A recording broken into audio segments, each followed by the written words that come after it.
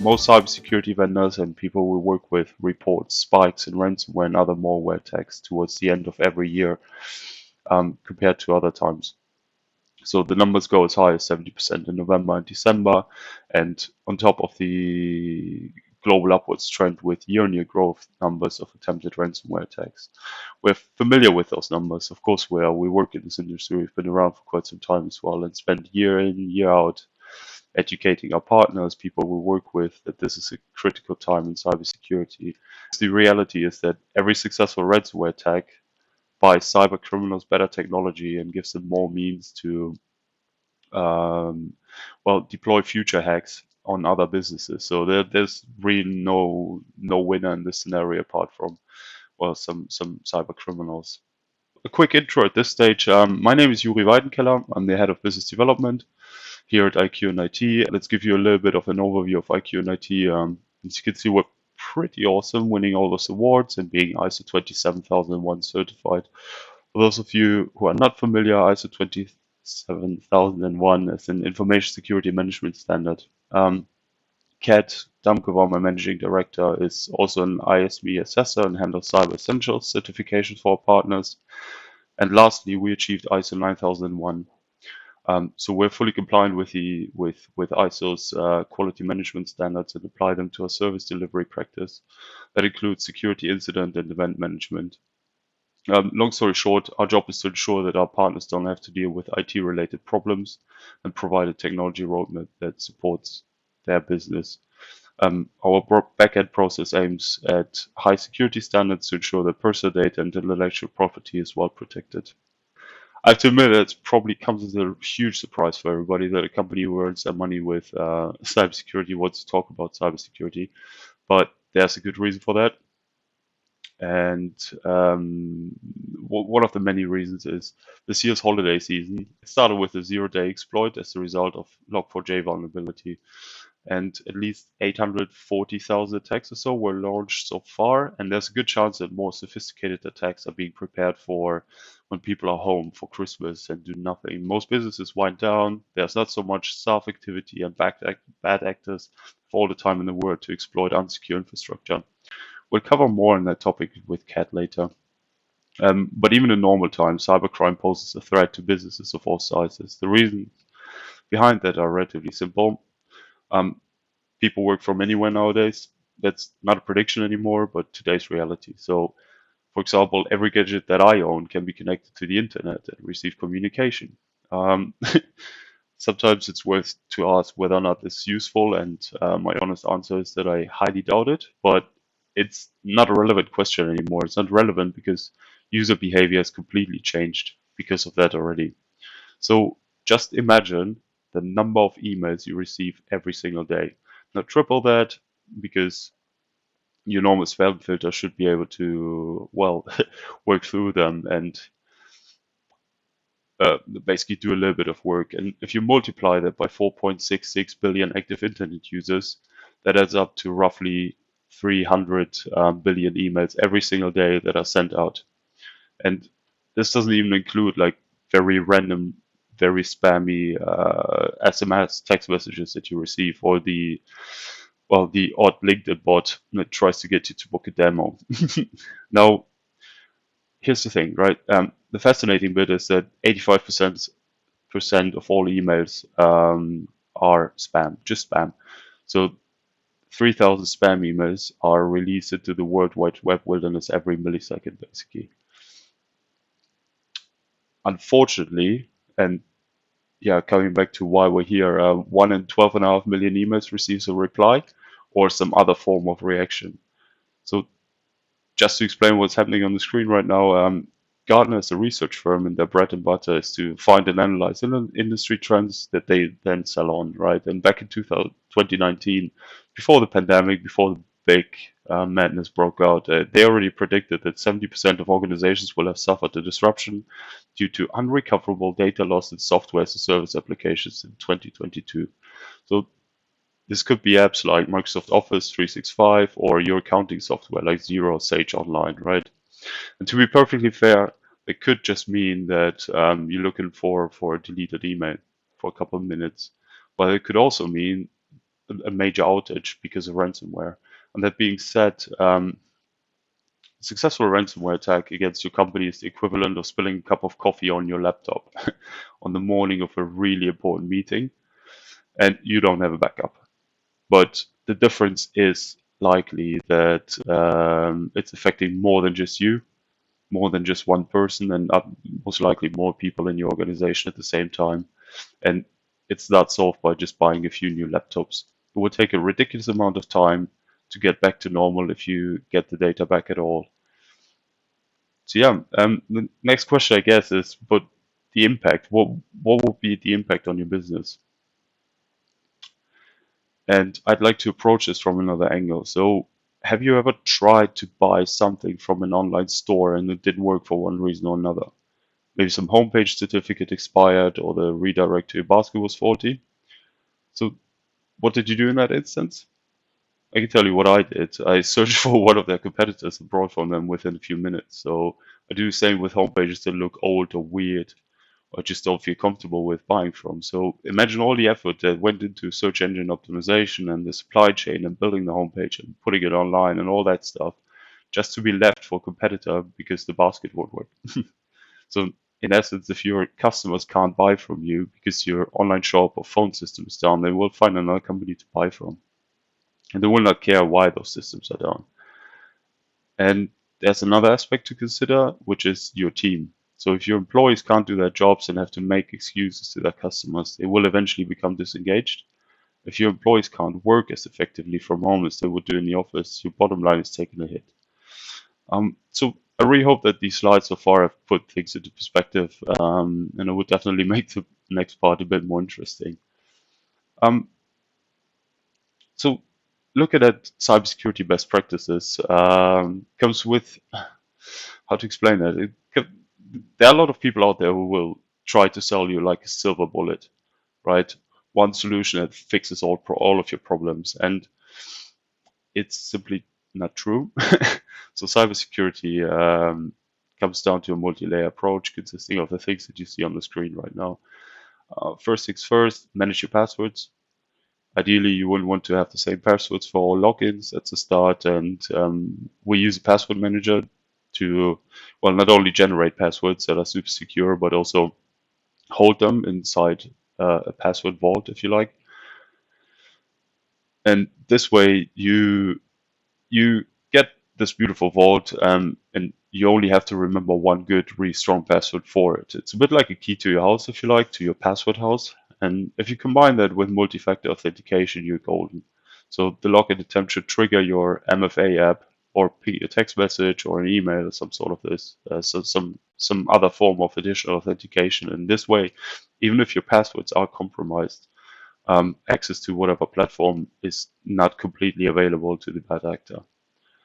Another thing is that people, your employees, are, well, arguably the biggest threat to security, to cybersecurity, because people are curious and emotional and they fall for triggers and like to click things. It's very exciting when you get an email with an attachment showing, I don't know, your salary or everybody's salary.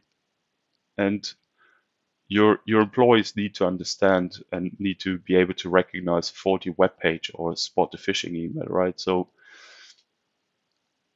they don't fall for these phishing attempts or fall for these faulty emails. And the last 3 points on the slide aim at device security, so keeping your operating systems and applications up to date.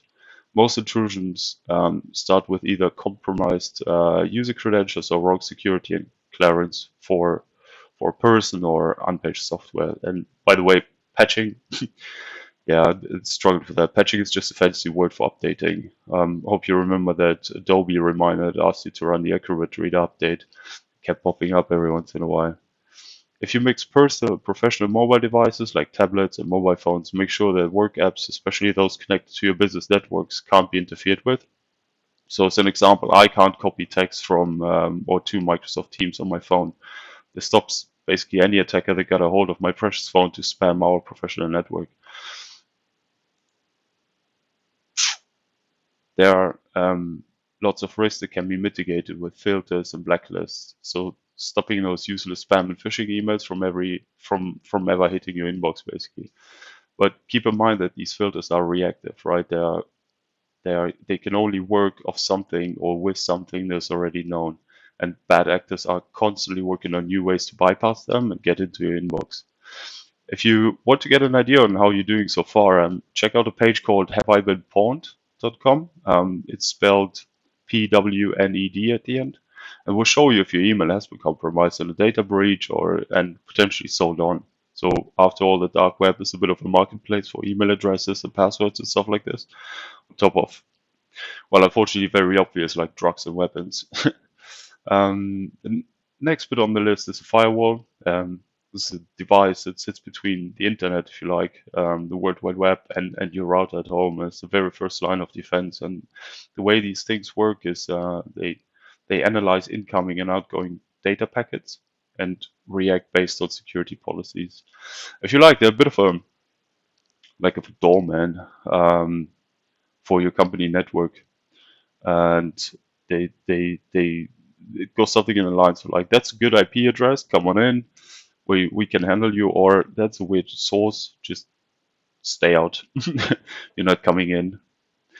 And the last bit to mention is data encryption. So encrypting data is a method where information is encoded and can only be accessed or decrypted by a user with correct encryption keys, which is, again, a very fancy word for password. It works both ways, though. So if you heard of cryptolockers before, you're definitely familiar with the concept. Encrypting your data means that it can't be changed unless the key is provided. Very simply put, it's locked, it can't be altered or deleted. We'll talk about backups in a second, but for now, that's all I would like you to keep on your radar before you head out for your well-deserved holiday break. So, why is there suddenly a Cyber Essentials logo on the screen? Good question, excellent question. And as you might know already, Cyber Essentials is a simple but quite effective government-backed scheme who will help you to protect your organization against the most common cyber attacks. And pretty much everything that I've presented so far is covered in the accreditation process. So you typically work with an assessor, such as ourselves, such as Kat, as mentioned in the intro, and we will then be able to provide additional guidance if needed. We won't spend too much time on that slide, as it's almost self-explanatory. So if you're anything like me, every single year, honestly, you're going to do some last-second panic Christmas shopping. So nothing is more holiday spirit, basically, than ordering random candles for your mother-in-law on December 22nd and praying that it magically arrives on time. You might get some last-minute discounts. Everybody knows what I mean. So these wonderful flashy lights popping up. Hey, save 20%, 25% there. Buy stuff, get the second thing for free. And it's happening quite a lot. It's quite common. Amazon Prime is doing that. I don't know, Alibaba, for people who order there, does this all the time as well. But there's a limit to it, and it's very, very unlikely that any e-commerce store sells iPhones, for example, for £150. So rule of thumb is, if a deal looks too good to be true, it probably is. Especially if they ask for payment in Bitcoins or a £150 Google Play card voucher, And there's a thing called the Transport Layer Security Protocol, which makes it a little bit easier for you to identify more serious web pages. So avoid online stores without the S after HTTP. You can see it kind of on the screen right now. It's right before the www. With that in mind, let's have a look at the worst case scenario. So despite all precautions, you're under fire and your network has been compromised. So there we go. The skull appeared. So what's happening next, right? Kind of would assume that someone is checking the backups, hoping for the best, either from the network storage locally or in the cloud, and maybe they work, maybe they don't. But in any case, the recovery might take a couple of hours. But depending on data size and location, it might take a couple of days. The two measures that quantify disaster recovery efficiency are the recovery point objective, so RPO, and recovery time objective, RTO. The RPO describes the time passed between the last successful backup and the outage. So if you do a daily backup and right before today's backup, an outage happens, your RPO is 24, 23 and a half hours, let's say. And the RTO is the time it takes to return back to normal after an incident. And that not only includes downloading all your backups, but also fixing the problem, bringing all systems back to operation. And in essence, having a backup is definitely a really good start, but keep an eye on those measures and define goals for your business. Find out what IT-dependent functions there are in your business and prioritize them based on impact. So the printers being offline is likely the least of your worries, while the application server with your accounting software needs to go back to operation as quickly as possible.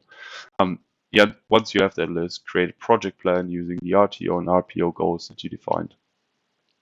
Check that your planned failover and recovery strategies are feasible. And what I mean by that is that a green thumbs up from your backup software means absolutely nothing. And we like to refer to them as kind of Schrodinger's backups. But instead of opening a box to see if the cat is still alive, you need to test your backups. So download it and spin it up and just check if all files and folders are there and if the application started and run as planned. Same goes for the network failover. So does the secondary line of 5G failover have the same way as your, does it behave the same way as your primary line? And what is the firewall doing with the secondary network? Can you access all your network storage? Once it's sorted, you have answers to those questions. You have a solid foundation for your disaster recovery plan. So you can be more confident that your company is able to continue to operate in the worst case scenario. So things happen, bad things happen as well, and it's a matter of hoping for the best, but also planning for the worst. That's it for me just now.